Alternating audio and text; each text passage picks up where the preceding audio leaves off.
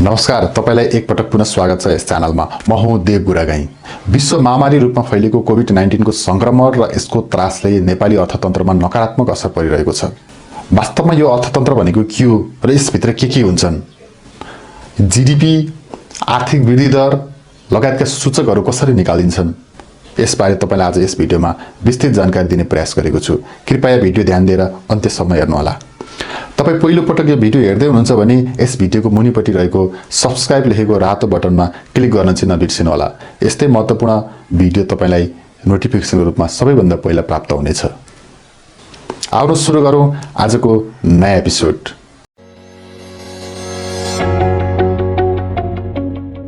COVID-19 को संक्रमणको त्रास र लकडाउनले अर्थतन्त्रमा गिरावट आयो, अर्थतन्त्र ध्वस्त हुने भयो, अर्थतन्त्र अझ खराब हुन्छ भन्ने समाचार दैनिक जसो पत्रपत्रिकामा पढिरहनु भएकै होला, रेडियो मार्फत सुनिरहनु भएकै होला, टिभी मार्फत हेरिरहनु भएकै होला। त्यसमा पनि हाम्रा अर्थविद वा अर्थशास्त्रीहरूको अर्थतन्त्रप्रतिको भनाइ लेखाइले कहिलेकाहीँ त जिउने श्रृङ्ग हुन्छ। वास्तवमा के हो त अर्थतन्त्र? यो कस्तो हुन्छ? यसमा के हुन्छ? त्यसबारे आज कुरा गरौँ।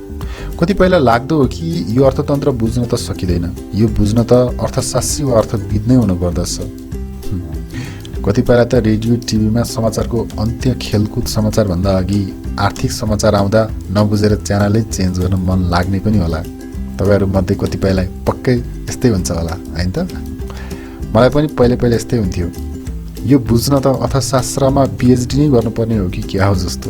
खैर जे होस्, हामी सर्वसाधारण मानिसहरूको पनि आर्थिक व्यवहार हुन्छ, लेनदेन कारोबार हुन्छ, वस्तु तथा सेवाको उत्पादन हुन्छ, बिक्री वितरण गर्छौँ। राज्यको पनि त्यस्तै हुन्छ। उही आकारमा त फरक हो। केही क्षेत्रमा व्यक्तिको भन्दा राज्यको बढी होला, नत्र सबै अरू उस्तै हो। त्यही भएर अलिकति चासो र जिज्ञासा राख्यो भने देशको अर्थतन्त्र पनि बुझ्न गाह्रो भने ती छैन। अर्थतन्त्रप्रतिको बुझाइ सबैको आफ्नै किसिमको हुनसक्छ। आज यस भिडियो मार्फत मैले बुझेको अर्थतन्त्रको कुरा तपाईहरूलाई सरल तरिकाले बुझाउने प्रयास गर्छु। ध्यान दिएर भिडियो अन्त्यसम्म हेर्नुहोस् है त।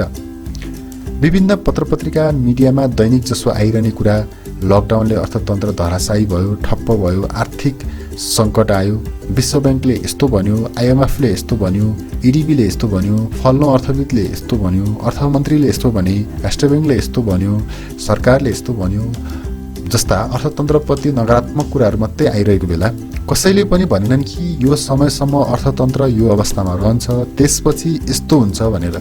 के अर्थतन्त्र त्यस्तै हो त? सधैँ उँधो गतिमा मात्रै झरिरहने? कहिलेसम्म झर्छ र कहिलेबाट माथि चढ्छ? आउनुहोस् आज यस विषयमा केही कुरा गरौँ। सर्वप्रथम त अर्थतन्त्र के हो त्यो कुरा बुझ्नु जरुरी छ। अर्थतन्त्र के हो भनेर बुझ्नुभन्दा पहिले यो अर्थतन्त्रसँग एक अर्कासँग सम्बन्धित मुख्यतया चाडा क्षेत्रहरू छन्। ती चाडा क्षेत्रको बारे बुझौँ है त। पहिलो क्षेत्र भनेको वास्तविक क्षेत्र हो। वास्तविक क्षेत्र भनेको यस्तो क्षेत्र हो, यो अन्तर्गत प्रति व्यक्ति आम्दानी, जसलाई हामी आय भन्छौँ, उत्पादन, वस्तु तथा सेवाको उत्पादन, लगानी, जनजीवन, रोजगारी, गरिबी, मुद्रास्फीति, पर्यटन, उद्योग, व्यापार, यातायात, निर्माण, आपूर्ति श्रृङ्खला र अनौपचारिक क्षेत्र आदि पर्दछन्। यो अनौपचारिक क्षेत्र भनेको चाहिँ अर्थतन्त्रको करिब 50% भाग चाहिँ यो क्षेत्रले ओगटेको छ र यसले करिब 62% रोजगारी धानेको पनि छ। त्यस्तै गरेर अर्को छ सरकारी वित्त क्षेत्र।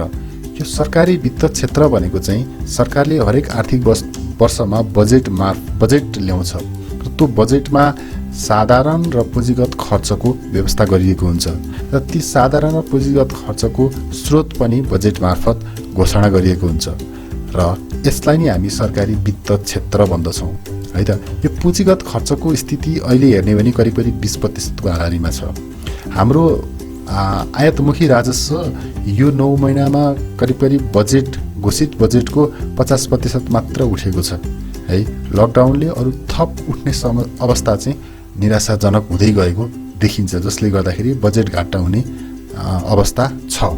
यो बजेट घाटा भनेको चाहिँ के हो त भने नि, जस्तै बजेटमा चाहिँ यो आर्थिक वर्षमा राजस्व 100 रुपियाँ उठाउने भनिएको थियो र त्यो अवधिमा चाहिँ 80 रुपियाँ मात्रै राजस्व उठ्यो भने 20 रुपियाँ त घाटा भयो। त्यसलाई हामी बजेट घाटा भन्छौँ। त्यस्तै गरेर अर्थतन्त्रको अर्को क्षेत्र छ, महत्त्वपूर्ण क्षेत्र, जसले चाहिँ अर्थतन्त्रलाई रक्त सञ्चारको काम गर्छ यो क्षेत्र भनेको वित्तीय क्षेत्र हो। यो वित्तीय क्षेत्र अन्तर्गत बैंकिङ र गैर बैंकिङ क्षेत्र पर्दछ है त। बैंकिङ क्षेत्रमा चाहिँ के हुन्छ त भन्दा यहाँ निक्षेप सङ्कलन गरिन्छ, ऋण प्रवाह गरिन्छ, लगानी प्रवाह गरिन्छ, यस्ता गतिविधिहरू यो बैंकिङ क्षेत्रमा हुन्छन्। त्यस्तै गरेर ग्रामीण स्तरमा सूक्ष्म वित्तीय गतिविधिहरू हुन्छन्, जस्तै लघु वित्तको गतिविधिहरू पनि आर्थिक क्षेत्रभित्र पर्दछ, यानि कि बैंकिङ क्षेत्रभित्र पर्दछ। र त्यस्तै गरेर अर्को गैर बैंकिङ क्षेत्र अन्तर्गत चाहिँ पुँजी सङ्कलन गर्ने र पुँजीको वृद्धि गर्ने र पुँजीको हस्तान्तरण गर्ने क्षेत्र चाहिँ गैर बैंकिङ क्षेत्र हो, जसलाई हामी पुँजी बजारको क्षेत्र भन्छौँ। यो पुँजी बजारको क्षेत्र लकडाउन सुरु भएदेखि अहिलेसम्म यो क्षेत्र ठप्प छ। त्यस्तै गरी बिमा र सहकारीको क्षेत्र पनि यही वित्तीय क्षेत्र अन्तर्गत पर्दछ। त्यस्तै गरेर अर्को अर्थतन्त्रको महत्त्वपूर्ण र अन्तिम क्षेत्र भनेको बाह्य वैदेशिक व्यापार तथा भुक्तानी क्षेत्र हो। यो बाह्य वैदेशिक व्यापार तथा भुक्तानी क्षेत्र अन्तर्गत चाहिँ वैदेशिक व्यापार तथा भुक्तानी पर्दछ। यसबाट विदेशी मुद्राको आर्जन, विदेशी विनिमयको सञ्चिति हुने गर्छ। विदेशी मुद्राको आर्जन र विदेशी विनिमयको सञ्चितिको मुख्य माध्यम भनेको चाहिँ विप्रेषण हो, जसलाई हामी रेमिटेन्स भन्छौँ। हाम्रा दाजुभाइ दिदीबहिनीहरू यानि कि भन्यो युवा जमात चाहिँ विदेशमा कमाएर स्वदेशमा पैसा पठाउँछन्, त्यो माध्यम भनेको रेमिटेन्स हो। यो रेमिटेन्सलाई अर्थतन्त्रको बाह्य वैदेशिक व्यापार तथा भुक्तानी क्षेत्र अन्तर्गत हेरिन्छ। यसको अर्को छ निर्यात। निर्यात भनेको हामीले उत्पादन गरेको वस्तु तथा सेवाहरू बाह्य अन्य देशहरूमा चाहिँ बिक्री गरिन्छ भने त्यसलाई निर्यात भनिन्छ। त्यस्तै गरेर एफडिआई। एफडिआई भनेको चाहिँ वैदेशिक लगानी हो। विदेशीले हाम्रो देशमा विभिन्न सेक्टरमा के कस्ता लगानीहरू गर्छन् त्यसलाई हामी एफडिआई भन्छौँ। र वैदेशिक सहायता भनेको विदेशीले हामीलाई दिने सहयोगहरू हो। यो चाहिँ अर्थतन्त्रको यो चौथो क्षेत्रभित्र पर्दछन्। र यो क्षेत्र कमजोर भयो भने के हुन्छ त भन्दा हाम्रो नेपाली मुद्राको अवस्था कमजोर हुन्छ, जसले गर्दा डलरको भाव बढ्छ र हाम्रो मुद्राको क्रय मूल्य पनि कमजोर हुँदै जान्छ, जसले गर्दा धेरै पैसामा थोरै सामान आउने अवस्थाको सिर्जना हुन्छ। त्यस्तै गरेर विदेशी विनिमय सञ्चितिमा ह्रास आयो भने के हुन्छ त भन्दा कुल शोधान्तरको स्थितिमा ठुलो धक्का लाग्छ। अब हामीले धेरै जसो सुन्ने गरेको जिडिपी भनेको के हो त, त्यसको बारेमा पनि यहाँ म तपाईँलाई केही बताउँछु है त। उपरोक्त चारवटा क्षेत्रहरू जुन मैले अहिले भर्खरै अगाडि व्याख्या गरेका चारवटा क्षेत्रहरू छन् अर्थतन्त्रका, ती क्षेत्रहरूमा कुनै निश्चित समयमा देशभित्र भएका वस्तु तथा सेवाको कुल कारोबारको योगलाई बजार मूल्य वा मुद्रामा नापिन्छ भने त्यो जिडिपी हो है। बुझ्नुभयो? फेरि एकपल्ट बुझ्नुहोस् त। अहिले भर्खरै व्याख्या गरेको चारवटा क्षेत्रहरू छन् नि, ती क्षेत्रहरूमा भएको वस्तु तथा सेवाको कारोबारको कुललाई योगलाई चाहिँ त्यसलाई बजार मूल्य वा मुद्रामा नापिन्छ भने त्यो जिडिपी हो है। जस्तो कि यी सबै चारवटा क्षेत्रको कुल कारोबार र निश्चित समयावधिभित्र भएको कुल कारोबार चाहिँ 100 रुपियाँ छ भने त्यो 100 रुपियाँ चाहिँ जिडिपी हो, त्यो अवधिको जिडिपी हो। यस्तो जिडिपी त्रैमासिक वा वार्षिक रूपमा निकालिन्छ। जस्तो कि अहिले हाम्रो देशको जिडिपी तथ्याङ्क विभागले अनुमान गरेको आधारमा यो 76-77मा चाहिँ 3667 अरबको जिडिपी रहन्छ भनेर अनुमान गरेको छ। र पहिलो त्रैमासिकमा चाहिँ आर्थिक वर्षको पहिलो त्रैमासिकमा चाहिँ करिब 4.5% जिडिपी बढ्ने अनुमान पनि गरेको थियो है। तर यो लकडाउनले करिब 428 अर्ब कुल ग्राहस्थ आयात चाहिँ नोक्सानी हुने विभागको प्रारम्भिक अनुमान रहेको छ। अहिले जिडिपीमा कृषि र गैर कृषिका थोक र खुद्रा व्यापार सहित अन्य केही उपभोग्य वस्तुहरूको कारोबार चलेको र विद्युत, ग्यास, पानी, स्वास्थ्य, सञ्चार क्षेत्रको गतिविधिहरू मात्र चलेको अवस्थामा अर्थतन्त्रको करिब 10% मात्र चलामान भई 90% चाहिँ बन्द भएको अवस्था रहेको छ। अब जिडिपी बुझिसकेपछि अब आर्थिक वृद्धि दर के हो त भनेर बुझौँ, किनभने आर्थिक वृद्धि दर पनि अर्थतन्त्रमा निकै महत्त्वपूर्ण सूचक हो है। कतिपय बेला हामीले सुनेका हुन्छौँ कि आर्थिक वृद्धि दर 2 डिजिटको आर्थिक वृद्धि दर यतिले भयो, आर्थिक वृद्धि दर यो अवस्थामा छ भन्ने कुरा सुनिरहेको हुन्छौँ। के हो त वास्तवमा आर्थिक वृद्धि दर त्यो हेरौँ। यो अघिल्लो अवधि र पछिल्लो अवधिको जिडिपीमा भएको परिवर्तनलाई प्रतिशतमा निकालिन्छ भने त्यो आर्थिक वृद्धि दर हो। जस्तो कि पहिलो त्रैमासिक अवधिको जिडिपी 80 रुपियाँ छ र दोस्रो त्रैमासिक अवधिको जीडीपी 85 रुपियाँ छ भने यी दुई बीचको अन्तरलाई एउटा फर्मुलाबाट निकालिन्छ है। सजिलो छ यो, अप्ठ्यारो छैन। त्यो र जुन पर्सेन्टेजमा निस्किन्छ त्यसलाई नै हामी आर्थिक वृद्धि दर भन्छौँ। जस्तो कि अघिल्लो आर्थिक वर्षको जीडीपी 80 रुपियाँ थियो र अहिले करेन्ट अवधिको जीडीपी चाहिँ 85 रुपियाँ छ भने 5 रुपियाँले वृद्धि भयो। त्यो 5 रुपियाँले वृद्धि भयो हुनु भनेको कति पर्सेन्टले वृद्धि भयो त भनेर जुन हामी निकाल्छौँ भने त्यसलाई हामी आर्थिक वृद्धि दर भन्छौँ है त। यो फर्मुला लाएर निकाल्दाखेरि यहाँ 6.25% हुन आउँछ। यो अघिल्लो अवधिको 80 रुपियाँ र अहिलेको अवधिको 85 रुपियाँ जीडीपी छ। यो उदाहरणको रूपमा मैले लिएको हो। लकडाउन हुनु अघिसम्म सरकारले यो आबमा 8.5% को आर्थिक वृद्धि दर हुन्छ भन्ने महत्त्वाकांक्षी लक्ष्य राखेको थियो। अब अहिले यो 2% को हाराहारीमा आर्थिक वृद्धि दर रहने तथ्याङ्क विभागको प्रारम्भिक अनुमान र अन्तर्राष्ट्रिय मुद्रा कोषको प्रक्षेपण पनि 2.5% नेपालमा आर्थिक वृद्धि दर रहने भन्ने छ कोरोना संक्रमण पश्चात। त्यो पनि कृषि र गैर कृषिमा भएको थोक र खुद्रा व्यापार, कृषि सहितका अन्य केही उपभोग्य वस्तुहरू चलेको र विद्युत, ग्यास, पानी, स्वास्थ्य र सञ्चार क्षेत्रमा भएको गतिविधि चलेको आधारमा यो आर्थिक वृद्धि दर पनि प्रक्षेपण गरिएको हो। अब पक्कै पनि बुझ्नुभयो होला अर्थतन्त्र भनेको के रहेछ भनेर, जीडीपी भनेको के रहेछ भनेर, आर्थिक वृद्धि दर कसरी निकालिन्छ भनेर, हैन त?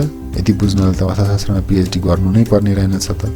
खैर, मूलभूत कुरा यति बुझेपछि अब तपाईँ आफैले पनि अनुमान लगाउन सक्नुहुन्छ कि उपरोक्त क्षेत्रहरू, त्यसका उपक्षेत्रहरू मध्ये अहिले यो कोरोनाको प्रकोप र लकडाउनले कुन क्षेत्रमा के भइरहेको छ र अब के होला भनेर, अनि थाहा होला कि अब अर्थतन्त्र के हुन्छ, कतातिर जाला भनेर। तत्काल ठ्याक्कै डाटा निकाल्न त निकै गाह्रो काम हो। वास्तविक डाटाको लागि लामो अनुसन्धान नै गर्नुपर्छ। अहिले जसले जे भनिरहेका छन् त्यो सबै अनुमानको आधारमा भनिरहेका हुन्। कसैले आर्थिक वृद्धि दर शून्य हुन्छ भन्यो भने यो बुझ्नुस् कि यी माथिका चाडा क्षेत्रको कुल वृद्धि पहिलेभन्दा अहिले बढेको रहेनछ, अथवा कुल व्यस्त उत्पादन जीडीपीमा अघिल्लो अवधिभन्दा यो अवधिमा प्रगति भएनछ भन्ने कुरा बुझिन्छ।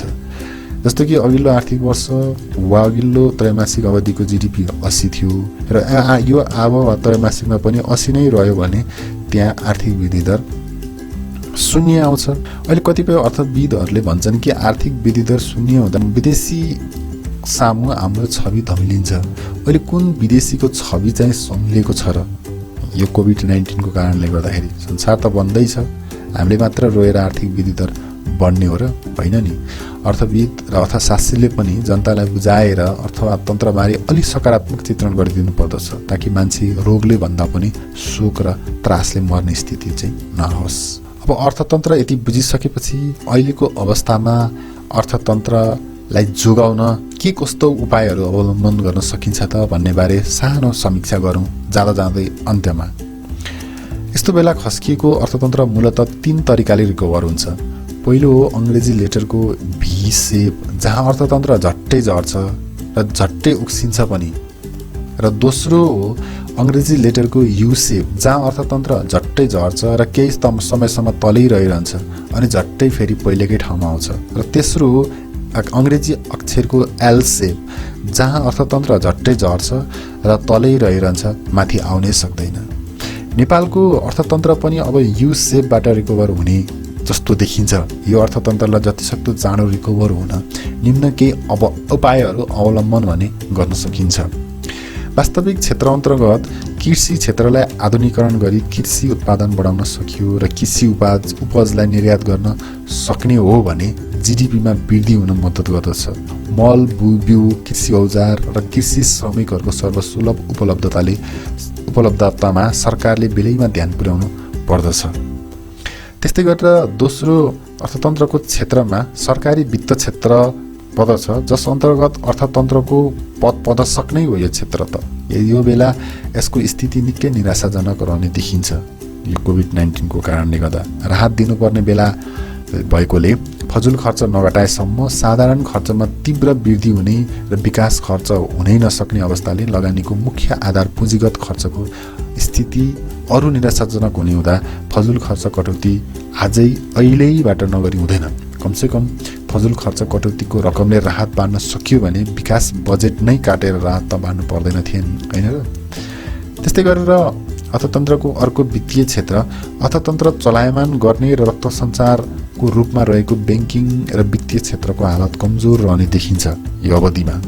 यो लकडाउनको अवधिभर सुस्त आर्थिक तथा लगानी गतिविधिले यस क्षेत्रलाई निकै प्रभावित गर्नेछ। ऋण लगानीमा ह्रास आउने, निक्षेप घट्ने, लगानी असुलीको समस्याले निष्क्रिय कर्जा बढ्ने र यस्तो कर्जा नउठ्दा एनपिएल समेत बढ्ने खतरा रहन्छ।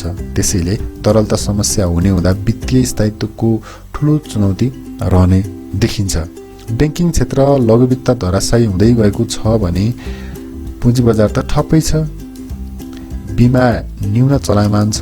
गैर ब्याङ्किङ पुँजी बजार, बिमा र सहकारीको गतिविधिमा पनि निकै प्रतिकूल असर गर्नेछ। त्यसैले यो क्षेत्रलाई अलि चलायमान बनाउनको लागि, प्रभावित हुन नदिनको लागि ठुलै राहत प्याकेज सरकारले ल्याउनु पर्ने देखिन्छ।